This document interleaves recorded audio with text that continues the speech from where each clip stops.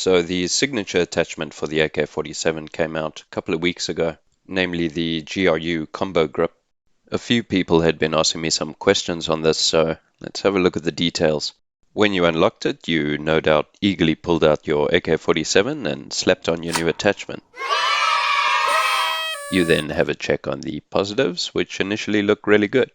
That is, until you realize what the penalties are. Congratulations, you have now dropped down to LMG-like mobility, only without any of the benefits of an actual LMG, such as massive magazine and higher material penetration. We need to make up for the mobility and absolutely terrible ADS speed as much as possible, so I'm using these attachments. We'll also need to use Skulker to make up for the slow strafing speed, otherwise known as ADS movement speed. The resulting effect is slow ADS speed, slow strafing speed even with Skulker, but accuracy is really good, as expected. Just be aware of the high initial vertical kick for the first few shots. Testing it out in a match, I really felt slow like a sloth. The accuracy is good, but that's about all that's going for it at this point. And this build is really only suitable for playing passive, pre-aiming and holding angles. While I was able to kind of make it work, this is certainly not what I would consider a versatile build. And I'm quite sure playing against higher skilled opponents would result in me being murdered practically instantly. With this kind of mobility, at this point we might as well be using an actual LMG, which is really well suited for this type of playstyle. Like the RPD, for instance. With good damage, good accuracy, a massive magazine with the 200 round mag, resulting in a near infinite ammo supply. This thing does a very good job of holding angles and performs well at medium to longer range. Speaking of LMGs, why not then use the king of all LMGs? We're of course talking about the Holger. This has been a top performing weapon in general for quite a while now, with good damage, good time to kill, a healthy 100 round magazine with the standard mag, which also frees up an attachment slot to use on something else. It also has the highest in class mobility, closer to that of an AR, resulting in the most versatile LMG by far, and a very good choice to use overall. I also find the reload speed not bad at all for an LMG. However, if you are specifically looking for an assault rifle that is very well suited to this more passive playstyle, you could consider using the Man O' War. One of my personal favorites from what feels like back in the day now, when the 3-shot assault rifles reigned supreme, with the ASM-10, Man O' War and DRH all featuring around a similar time. So feeling rather nostalgic, it was great to pull out this bad boy again. A high damage, slow firing weapon, best suited for holding angles.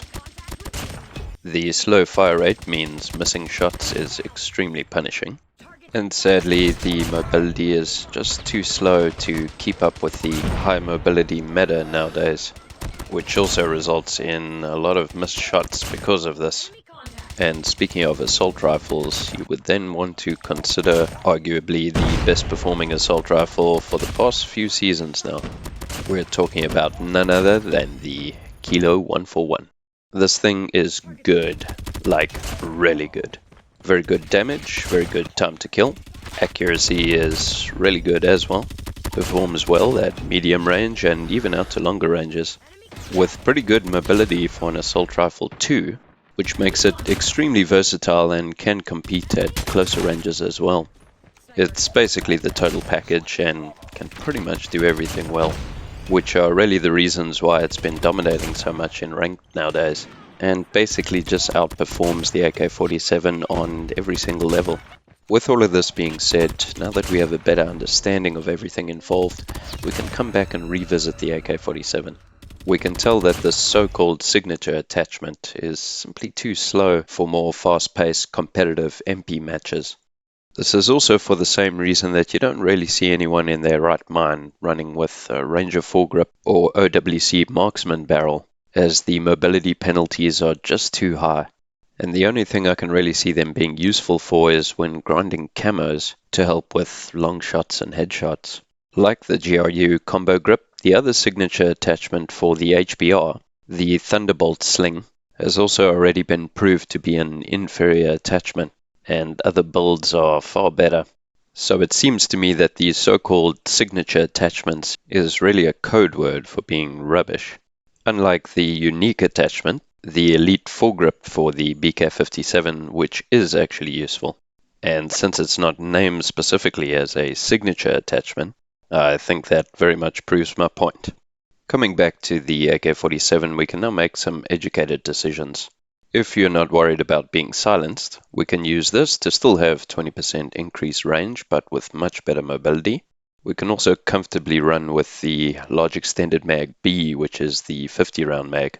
And the fifth attachment slot is really down to personal preference. You could run with sleight of hand for faster reload speed, or long shot for an additional 10% damage range, resulting in a combined 30% increased damage range, or granulated grip tape for improved ADS bullet spread accuracy.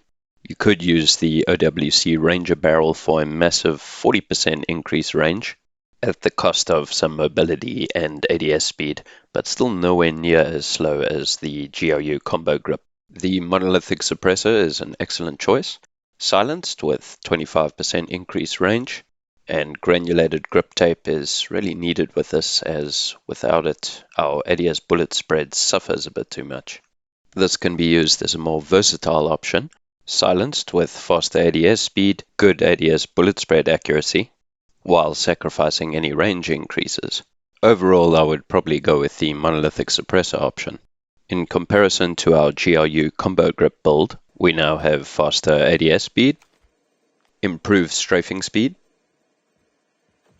and still reasonable accuracy, which does just require a bit of recoil control. Certainly manageable though. Testing it out, we are now significantly quicker, more responsive, can actually move faster than a sloth. Strafing speed is not fantastic, but definitely better than before. As stated before, we are silenced, have 25% increased range, and we can now play this in a variety of ways, either by being quite aggressive, or sitting back, being a bit more passive and holding angles. The suppressor also allows us a better chance of going for flanks while remaining undetected.